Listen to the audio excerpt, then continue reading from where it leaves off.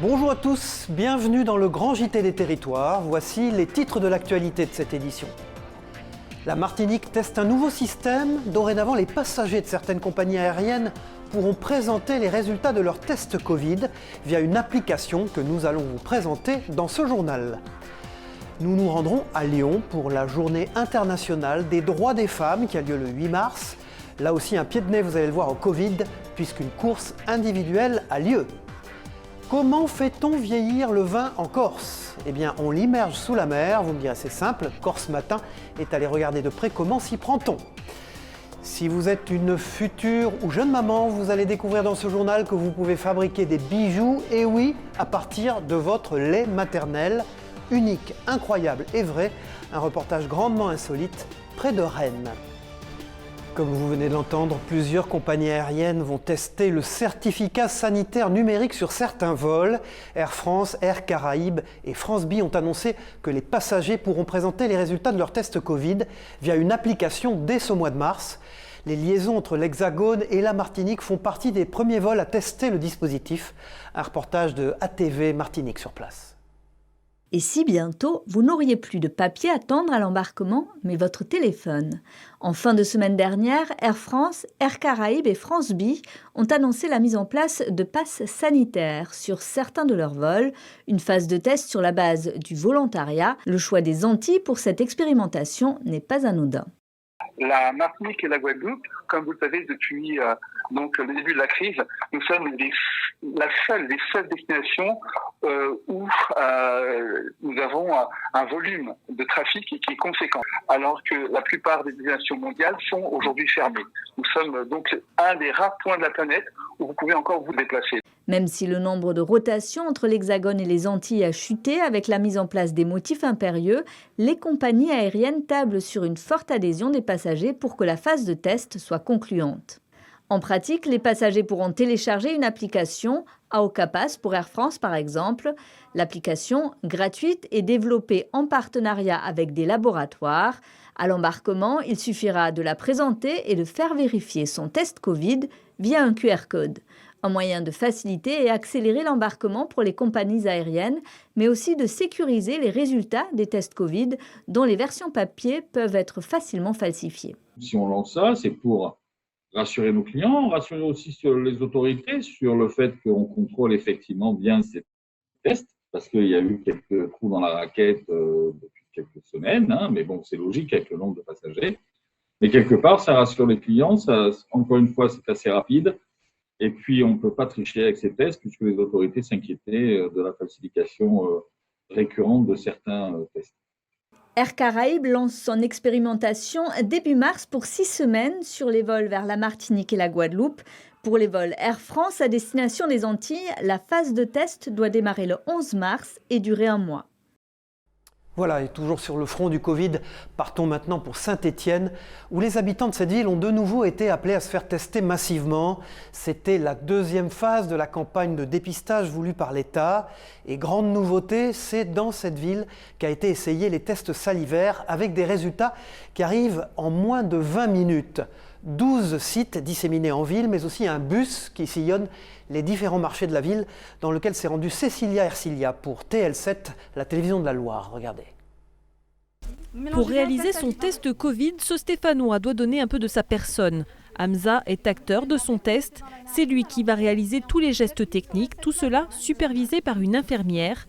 Et pour cela, il a fait spécialement une pause dans sa journée de travail. Voilà, c'est pour voir, d'une part, c'est de la prévention, de deux, pour inciter aussi les gens à aller se faire tester et voir. Parce que bon, ce problème-là, ça nous touche tous. Et il n'est pas le seul à avoir choisi d'expérimenter la nouvelle technique, le test salivaire, jugé moins traumatisant que le fameux écouvillon dans le fond du nez. Non, c'est ma femme qui l'a fait, elle m'a dit que c'est horrible et tout. C'est pour ça que j'ai évité jusqu'aujourd'hui. Et là, quand on m'a expliqué que c'était vite fait, je l'ai fait. Donc ça s'est bien passé? Ah, bien passé.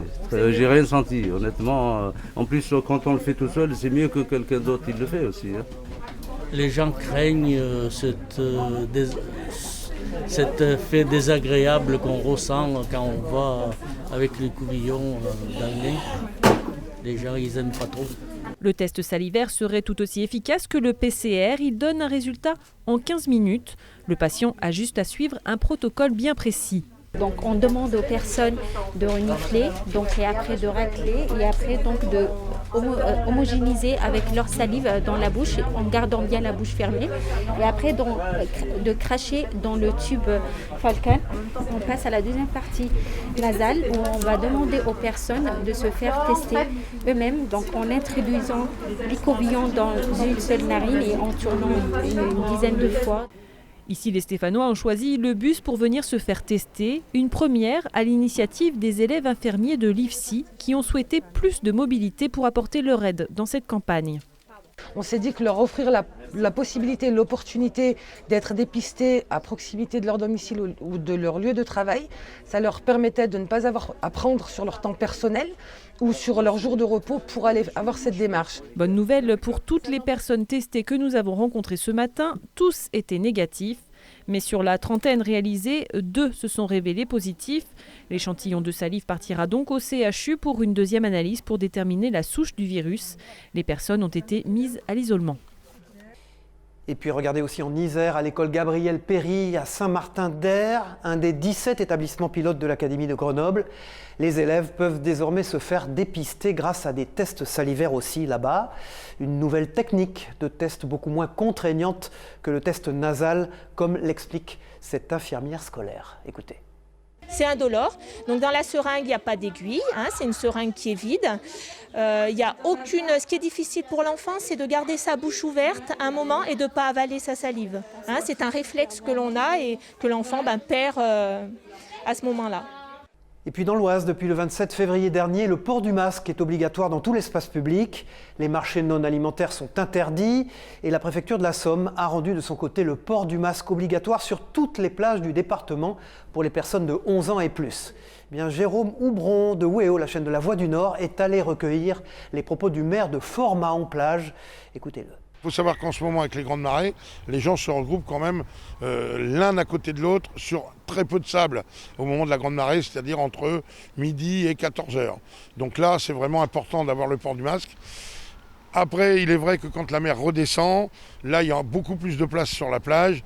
C'est moins évident de mettre le masque. Et puis, je vous le disais dans les titres en début de ce journal, chaque année, à l'occasion de la Journée internationale des droits des femmes le 8 mars, l'association lyonnaise Courir pour elles organise le lancement de sa campagne de sensibilisation, reprise ensuite sur les réseaux sociaux. L'occasion de rappeler qu'un de ses droits est de rester en bonne santé et que l'activité physique est un moyen de prévention avant, pendant et après un cancer. Le 8 mars, c'est aussi la date du lancement des inscriptions à la course solidaire que l'association organise au printemps. Covid ou pas, cette course est maintenue.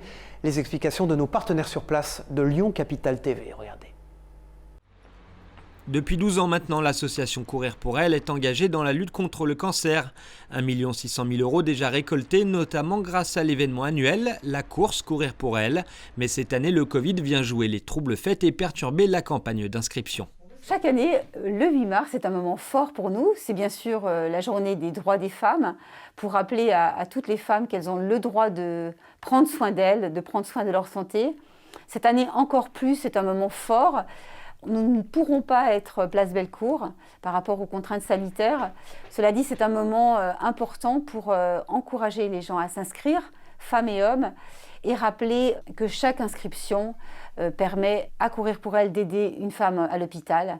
Le slogan, c'est « Un dossard vendu, une femme soutenue, un dossard acheté, une femme aidée ». 75% du prix du dossard est dédié aux missions de Courir pour elles, la prévention du cancer par le sport et le soutien des femmes à l'hôpital en leur finançant des cours d'activité physique adaptés en période de soins. Un engagement fort, dès lors, il était hors de question d'annuler l'événement en 2021. Grâce à une bonne dose d'imagination et à la technologie, l'organisation a trouvé le moyen de faire un pied de nez aux contraintes sanitaires en proposant une course audio guidée. Le principe, c'est de se laisser guider avec ses écouteurs pendant 5 ou 10 km, soit en marchant, soit en courant. Et tout au long de ce guidage, cet audio-guidage, on racontera une histoire sur plein d'anecdotes, de manière à rendre enchanteur le parcours, à oublier ses souffrances aussi de sportif, et puis à arriver sur la ligne d'arrivée avec le sourire après 5 ou 10 km. Seule contrainte indéfectible depuis 12 ans, porter du rose. Le message est optimiste, faites du sport pour préserver votre santé. Et puis notez-le, un service civique Solidarité Senior se met en place. Un service qui répond au double enjeu de l'isolement des jeunes et des aînés en privilégiant la solidarité intergénérationnelle. Une bien belle idée pour 2000 jeunes qui, dès ce premier semestre, iront aider 45 000 personnes âgées isolées. 10 000 jeunes supplémentaires d'ici 3 ans aideront 180 000 personnes seniors. Ces missions au profit des seniors seront proposées dans nos 13 régions ainsi qu'à La Réunion. J'apprends à prendre confiance en moi justement pour échanger avec eux. On remplace jamais vraiment ses grands-parents. Mais c'est vrai que on s'y attache. On est là tous les jours, on les voit évoluer, on échange avec eux, ils nous parlent de leur vie. Voilà, nous nous rendons en Gironde maintenant dans ce grand JT des territoires où depuis le 18 février, les coquillages du bassin d'Arcachon n'ont pas le droit d'être ramassés ni vendus. Leur consommation est interdite par un arrêté préfectoral. Si ce n'est pas la première fois que des problèmes sanitaires sont à l'origine d'une telle interdiction, cette fois-ci, elle est due à la présence d'un virus, celui de la gastro-entérite. C'est une première et c'est une interdiction qui impacte beaucoup les ostréiculteurs. Ils demandent que l'état de catastrophe naturelle soit déclaré. Un reportage de TV7, la chaîne du groupe Sud-Ouest. Les résultats sont tombés la semaine dernière. Sur les 7 prélèvements d'huîtres du bassin d'Arcachon effectués par les autorités de l'État il y a une dizaine de jours, 6 contenaient des norovirus, le virus responsable de la gastro-entérite. En filtrant les coquillages concentrent les organismes pathogènes présents dans l'eau. C'est la première fois que celles du bassin d'Arcachon sont touchées par un tel phénomène. Il est à mettre directement en rapport avec les précipitations de cet hiver. En quelques semaines, il est tombé l'équivalent d'une demi-année de pluie. Début février, le réseau d'évacuation naturelle était saturé, les nappes pleines à craquer, l'eau déborde partout. C'est ce qui est en partie à l'origine de la présence de ce norovirus dans le bassin d'Arcachon, selon la direction de protection des populations. Donc je reviens sur ce terme-là de multi-origines. Effectivement, il y a les forts ruissellements et il y a aussi la saturation des systèmes d'épuration qui ne relèvent pas forcément que du bassin sensu stricto, mais tout le bassin versant au sens large. La présence de ce virus est certainement due à un mélange des eaux de pluie avec celles usées du réseau d'assainissement. Il s'est lui aussi retrouvé saturé.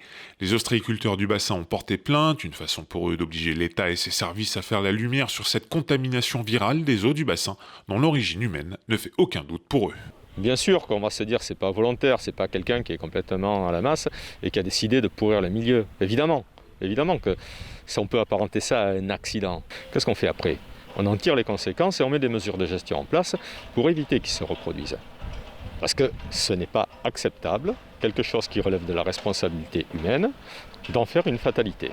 Pour les ostréiculteurs, il faut comprendre l'origine de cet accident pour qu'il ne se reproduise plus à l'avenir. Par ailleurs, comme il est lié aux fortes précipitations, ils demandent la reconnaissance de l'état de catastrophe naturelle. D'autres bassins de production ostréicole en France ont déjà connu une contamination virale du même type par le passé. C'est une première sur le bassin d'Arcachon. Voilà, et cette interdiction de consommation ne devrait être levée que dans une dizaine de jours. Michel Picot, bonjour. Il n'y a pas d'âge pour se réinventer. Vous allez nous prouver. Nous ouvrons cette page éco-région avec une entreprise vosgienne qui fêtera dans quelque temps ses 200 ans. Elle fabrique des ustensiles de cuisine. Bonjour Cyril, bonjour à vous tous. Je vous emmène au Val d'Ajol, c'est dans les Vosges. Et c'est là où est implantée depuis 1830 l'entreprise De Buyer, fabricant d'ustensiles de cuisine essentiellement pour les professionnels. La manufacture a dû se réinventer rapidement ces derniers mois face à la fermeture des restaurants qui lui ont fait perdre 30% de son chiffre d'affaires, auquel s'ajoutent les pertes à l'exportation qui représentent 60% de son résultat.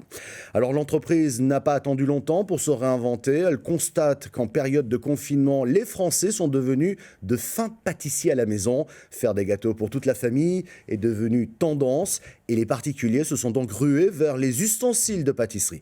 À tel point que l'entreprise a vu son marché pour les particuliers progresser de 50%. Elle a donc réorganisé sa production pour répondre à la forte demande, malgré une difficulté majeure, l'approvisionnement en matières premières, notamment en acier. En 2020, l'entreprise a pu sauver les meubles, enregistrant même une légère croissance. Pour 2021, elle entend reprendre ses investissements dans les outils de production. Cette histoire nous démontre bien que le mot « rebondir » qualifie bien de nombreux entrepreneurs français qui nous le démontrent chaque jour et ils vont nous permettre permettre certainement de mieux relancer rapidement la machine économique dans tous nos territoires. Voilà Michel Picot, merci. Regardez ces images qui nous proviennent de Corse. On a trouvé un moyen là-bas de rendre le vin meilleur en l'immergeant dans la mer. Nos partenaires de Corse Matin nous ont envoyé ces images en nous précisant que d'ici 1 ou 2 ans, sous l'égide d'un sommelier qui supervisera un assemblage très particulier de vins immergés, on obtiendra des saveurs très spécifiques et uniques. On testera cela pour vous, c'est promis, dans un prochain journal. Et maintenant, dans ce grand JT des territoires, nous allons nous intéresser à la francophonie. Le journaliste Yves Bigot a pris les rênes de la fondation des Alliances françaises au printemps dernier. Cet incroyable réseau d'alliances présent dans 131 pays permet de continuer à faire vivre la langue et la culture française aux 4 coins du monde. Et avec 300 millions de locuteurs, le français a encore un bel avenir et continue de rivaliser avec les langues dominantes, notamment grâce à l'Afrique. C'est un portrait de ce défenseur d'une francophonie bien vivante que nous vous proposons, malgré la crise sanitaire, avec Christophe Frigo pour le grand JT des territoires. Regardez.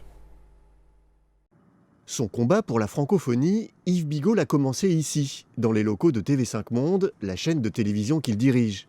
Mais depuis le printemps dernier, le journaliste et critique musical préside la Fondation des Alliances françaises, véritable navire amiral de la francophonie, qui coordonne les 832 alliances présentes dans 131 pays. Une fondation qui a pour mission de promouvoir la langue et la culture française à l'étranger, mais pas seulement. Il y a quelques années, Jacques Attali avait rendu un rapport sur la francophonie, justement, qui démontrait qu'on faisait 60% de plus de commerce avec des gens dont on parle la langue. Et c'est d'ailleurs la raison pour laquelle des pays comme l'Argentine, comme le Mexique, comme la Corée du Sud, par exemple, ont souhaité rejoindre cette organisation internationale de la francophonie. Et c'est un espace, justement, je pense, qui permet à ces pays de sortir du bloc américain ou du bloc chinois ou de l'influence russe. L'incroyable réseau des alliances françaises à travers le monde permet chaque année à plus de 500 000 personnes d'apprendre le français et à 200 000 candidats de passer des diplômes d'études en langue française. Des alliances fortement impactées par la crise du Covid-19. Certain nombre d'alliances sont en très grande difficulté, certaines ont malheureusement même dû mettre la clé sous la porte. Mais on a réussi à créer aussi 5 nouvelles alliances. Donc il y a une très grande vitalité dans un contexte évidemment qui est le pire et qui est épouvantable, puisque les élèves, dans la plupart des pays, pas 100%, mais la grande majorité, ne peuvent plus se rendre en cours. Or, les alliances françaises, c'est un lieu non seulement d'enseignement, mais c'est aussi un lieu de culture. Malgré la crise, la francophonie reste bien vivante en 2021. On estime que plus de 300 millions de personnes parlent le français quotidiennement. Une langue qui progresse toujours fortement à travers le monde. Les chiffres qui sont annoncés pour les années à venir sont faramineux. Ils sont liés à la formidable démographie africaine, l'Afrique qui est extrêmement francophone, puisqu'on annonce jusqu'à 700 millions de locuteurs en 2050. Aujourd'hui, à la 5e place, le français pourrait même devenir la 3e langue parlée dans le monde, après l'anglais et le mandarin. Voilà, et un peu de détente, plongeons-nous dans la Méditerranée. Regardez ces images envoyées par nos partenaires de la Provence. À l'initiative de l'association Les Libres Nageurs, nouvellement créée, une dizaine de personnes se sont mises à l'eau pour réclamer l'aménagement d'une piscine publique d'eau de mer à cet endroit. C'est le mois d'août à Marseille, vous le voyez, quasiment. L'eau n'était quand même qu'à 18 degrés. On pourrait faire une piscine, comme ça se fait d'ailleurs à Montréal, à l'intérieur du port. L'eau est suffisamment propre pour que les gens puissent se baigner. Il y a des véritables aménagements, il y a des maîtres nageurs, il y a tout ce qu'il faut pour que les gens puissent se baigner dans de bonnes conditions. Et puis en Occitanie, regardez ce que nos partenaires de la Dépêche, eux, nous ont envoyé comme image.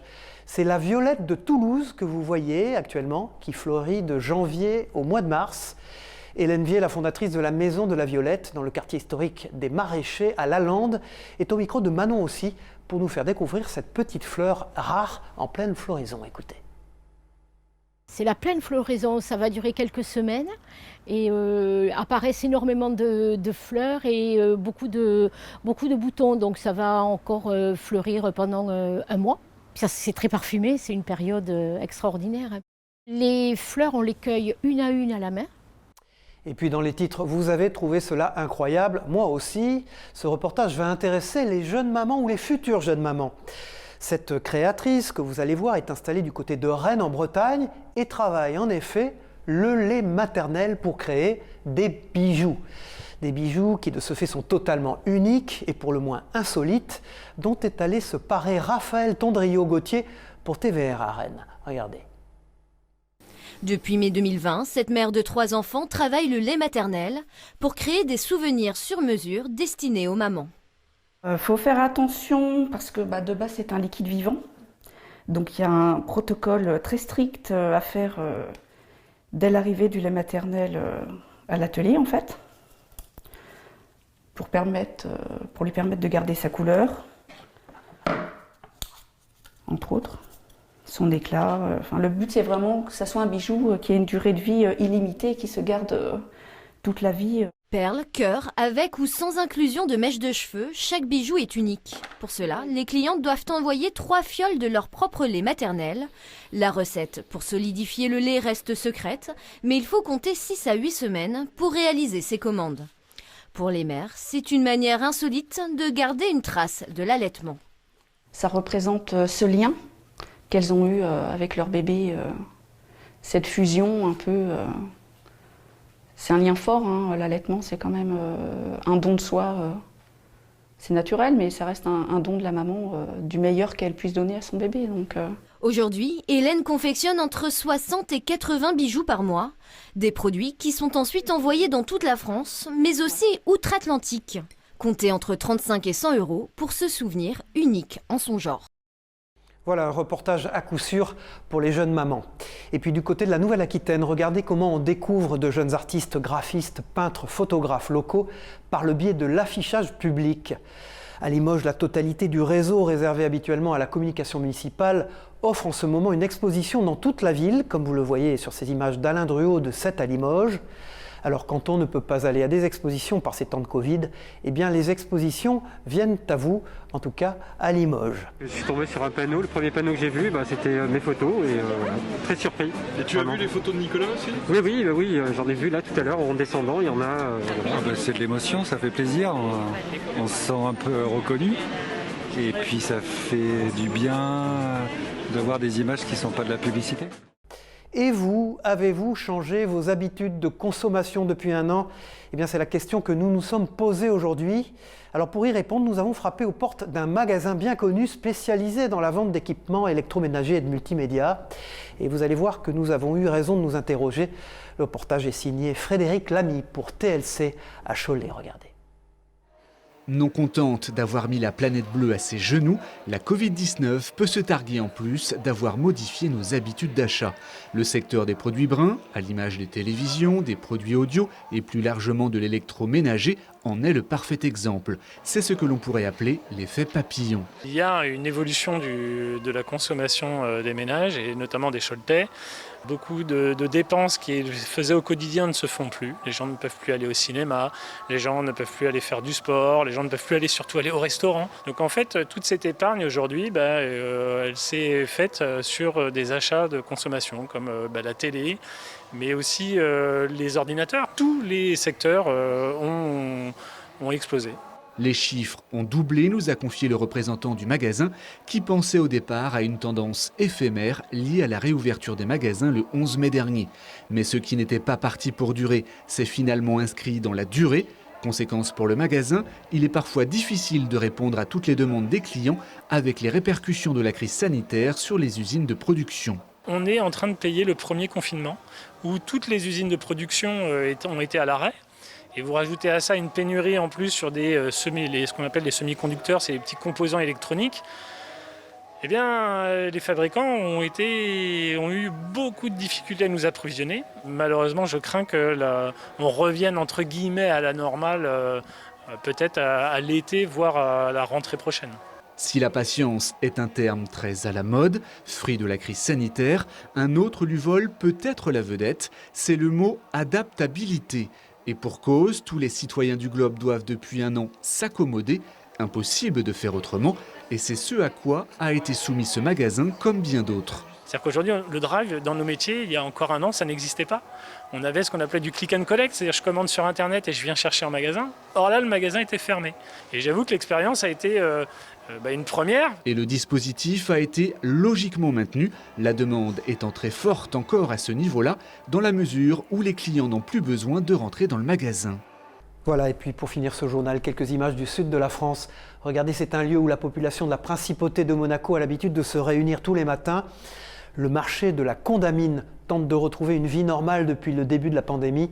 Ce sont des images de Vanessa Dessy de Monaco Info qui nous font présager que tout redeviendra bientôt normal. Du moins, on l'espère tous. En tout cas, c'est le vœu de cette fin de Grand JT des Territoires. Merci de nous avoir suivis. Rendez-vous dans une prochaine édition sur TV5 Monde et sur vos chaînes locales et régionales.